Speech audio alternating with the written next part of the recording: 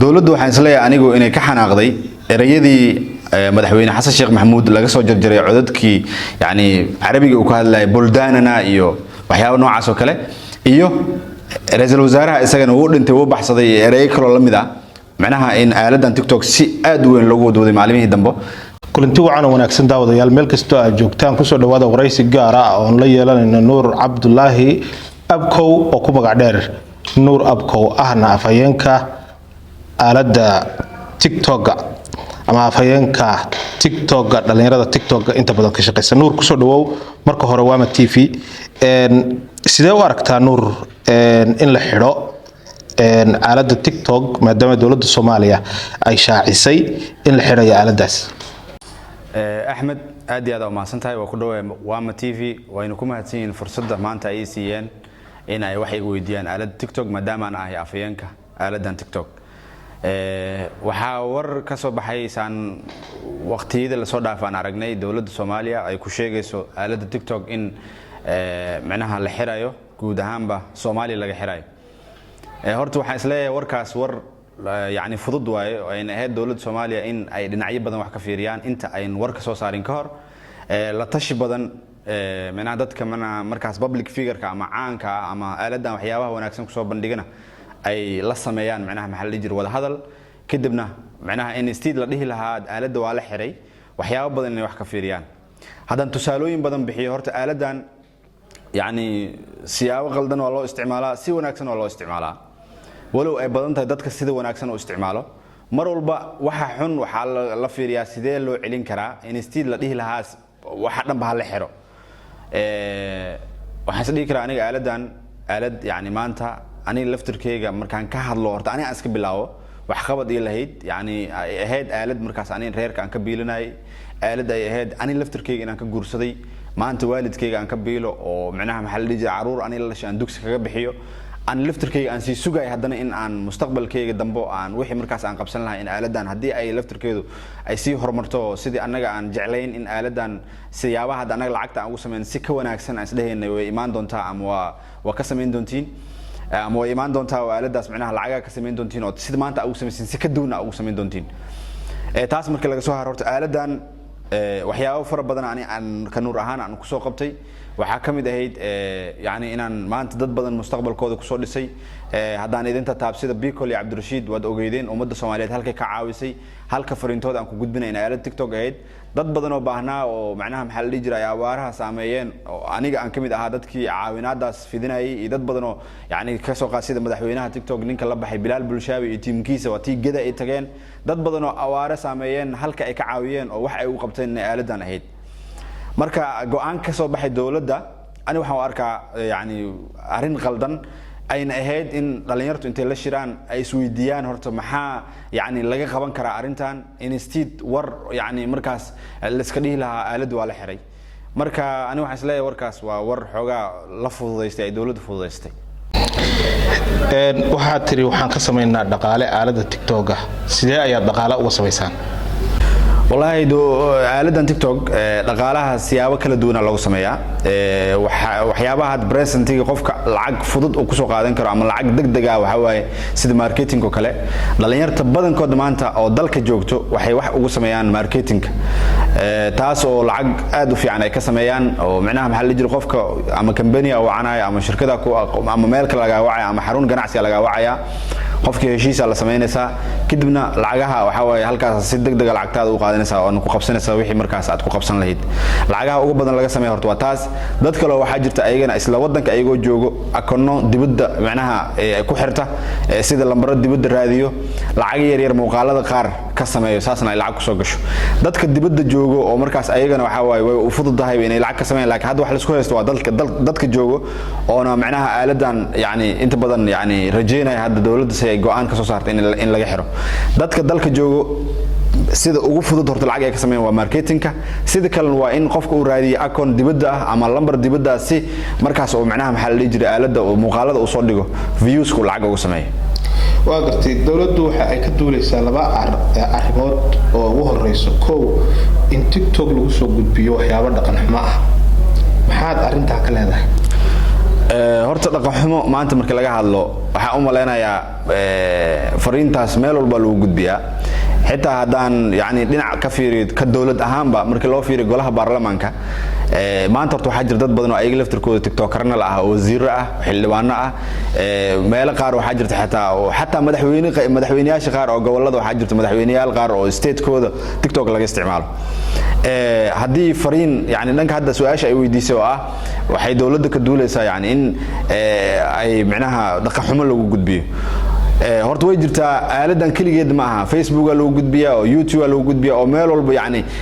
waxyaabo dhaqanka ama macnaha diiniyan ama dhaqan aan u wanaagsaneyn waa lagu gudbiyaa laakiin instead la dhihi lahaa macnaha maxaa la jiray meesha aaladaas maadaama dhaqan xumo lagu gudbiyaa ama waxyaabahaas aan aragnay waa la xirayaa ka dawlad ahaan aan wax isleeyahay ka shakhsi ahaan nuur ahaan dawladdu waxay ka duuleysaa dhaqan xumadaas waxay tagi kartaa oo koow ka ah dawladdu waxaan isleeyahay anigu inay ka xanaaqday erayadii madaxweyne xasan sheekh maxamuud laga soo jarjaray codadkii yani carabiga uu ka hadlay buldaanana iyo waxyaabo noocaas oo kale iyo wuu dhinta wuu baxsaday eraygii ahaa oo markaas ra'iisul wasaaraha si kale ula jeeday erayay la soo jarjarayna tiktok la keenay wuu dhinta wuu baxsaday xitaa soo tiyaatarka ardayda qaar uu tagay wuu dhinta wuu baxsaday ra'iisul wasaarihii mashi yani si kale in loo soo dhaweeyay wuu dhinta waxba wuu baxsaday lagu soo dhaweeyay markan waxa isleeyahay xanaaq ka imaaday dhinacaas in hor dawladda ka duuleyso waan isleeyahay xataa macnaha ka baarlamaan ahaan iyo ka dawlad ahaan in arintan la isla qabin shakhsiyaadun waxa iska soo qorqoreen oo lasaas lagu soo fasaxay taas markii aan meel dhigo waxaan isleeyahay dhaqan xumada in istii la dhilaa aalada la xirayaa waxa la sameyn karaa maanta ka soo qaad aan magaalada Kismaayo jooga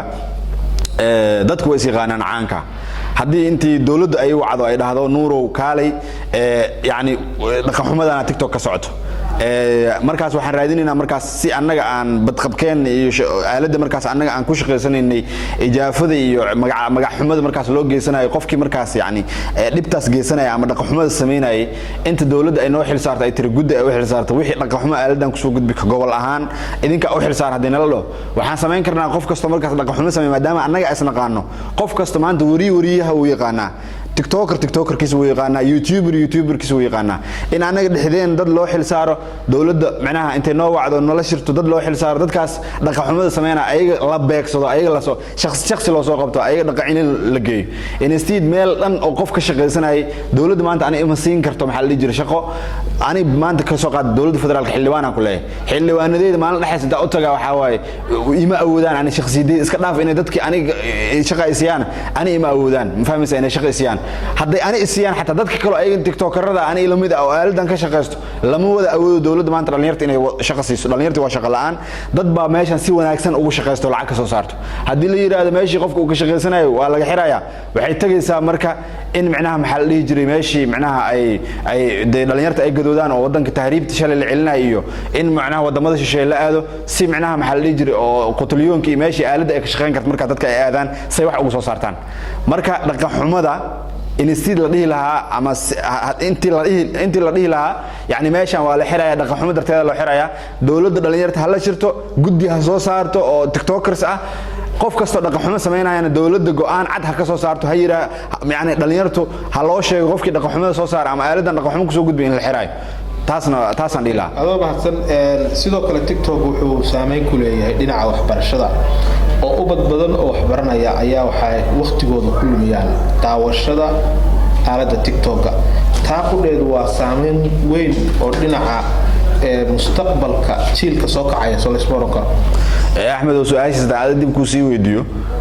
horey muu aragtay qof Soomaali joogo oo macnaha wax Soomaali ka bartay haddana isla Soomaali gudaheeda ka nacfiyay ama maanta jaamacadihii ama macalinka ah ama dawladda shaqo ay siisay ma jirto dhalinyartu waa run yani way ku saameyn way ku yeelan kartaa in waxbarashadooda ama ay kaga mashquulaan maxaa la jirta taasna waxa isleeyahay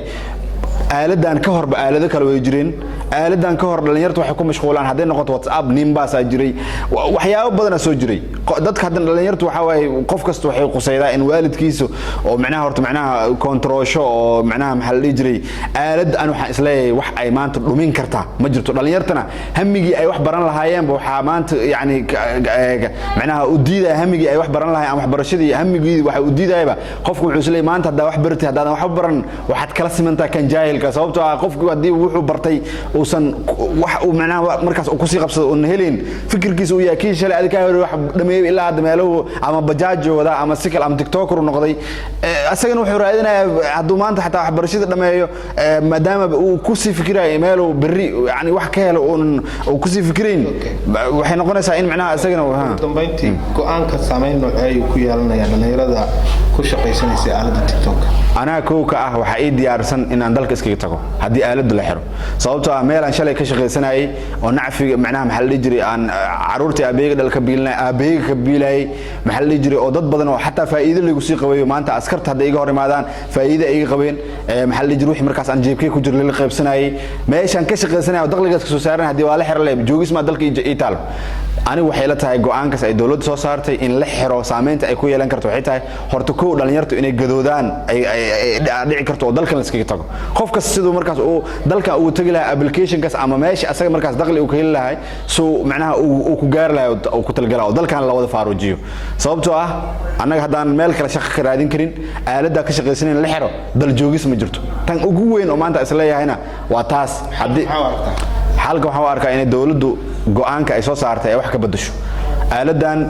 aaladan kaligeed ma waxay soo saartay 1xbit waxay kala soo saartay Telegram dhaqaxumo TikTok ma meesha lagu soo gudbiyo runta marka laga hadlo dhaqaxumo waxa lagu soo gudbiyaa Telegram oo TikTok gobol yar ma wala ogolo application fiir dhaqaxumo marka laga hadlo application TikTok am ogoleen in dhaqaxumo lagu soo gudbiyo application ka ogoleen maanta qof qaaban oo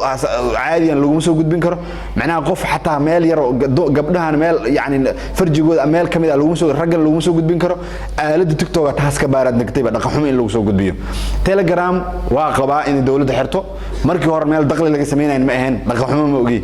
1xbit ka dawlad aan maadaama dawlad islaam aan nahay hadii ayadu ay leedahay 1xbit waxa lagu soo gudbiyaa ama waxyaabaha loo isticmaalo waxa wax qamaara ka dawlad ahaan diiniyan ahaan waa ogolay taas in la yiraahdo laakiin TikTok dhaqaxumo isla aalada ogoleen fiidi daaciye badan jooga maan TikTok daaci muqtaar oo kamid yahay daaciye badan oo maanta waxa jirto oo wax wanaagsan TikTok ku gudbiyo annagana wax noo sheego dawladda marka go'aankii ay soo saartay ayna ku sheegtay in TikTok la xiro waxaan dhiilaa inay wax ka bedesho si dhalinyarta Soomaaliyeed oo macnaha maxal la jiray inay u wacdo guddi ay soo saarto sidaasna macnaha maxal la jiray arinteena ama anaga meelaha ka shaqaysanayna ay noogu madax banaanaato